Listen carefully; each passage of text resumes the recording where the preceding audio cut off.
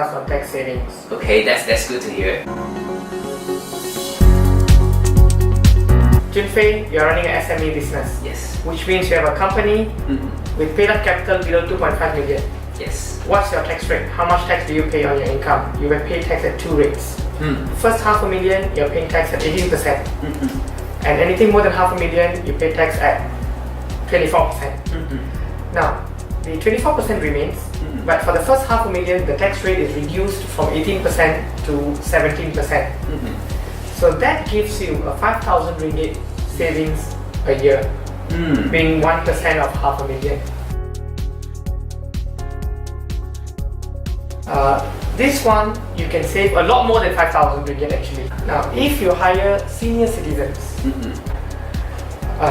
whose salary is below 4,000 ringgit a year on full-time basis, whatever remuneration salary you pay them, you get double deduction. Meaning to say, if you pay them 2,000 ringgit of salary, you get deduction of 4,000 ringgit. I heard something about the voluntary disclosure. Sometimes when you do the tax form, you do have a bit of grey areas.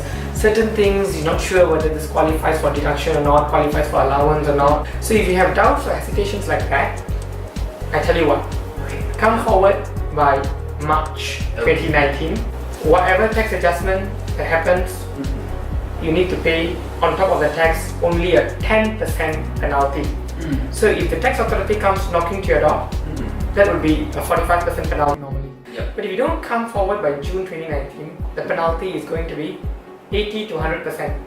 If there's fraud or willful default, it can be up to 300%, but otherwise 80 to 100%. Now, that's quite a bit.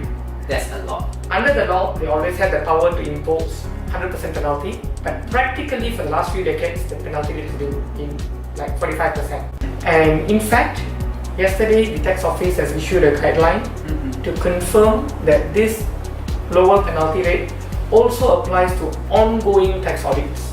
Ongoing tax audits. Yeah. And also applies to RPGT and stamp duty matters. Okay. Revisit your past compliance, past returns. If you have doubts, come forward and declare it essentially by March next year. But when I say do it by March next year, don't start looking into it March next year, because you do need time to assess, understand. I need to let you know is that in the past, if you have unabsorbed losses, capital allowances, tax incentives, you were allowed to carry forward that indefinitely. But in this budget, we've introduced a 7-year limit. So if you made a loss or capital allowances or any incentives, you need to utilize it within 7 years, otherwise it becomes a permanent law. To ensure that you have a rounded view of all the budget matters and the related tax matters, on 26th of November, you will hear from number 1, tax advisors from TraTax, number 2, tax lawyers from Sher Delamo.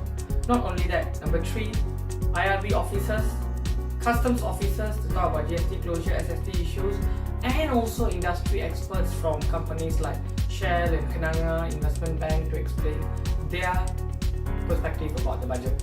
So, see you there.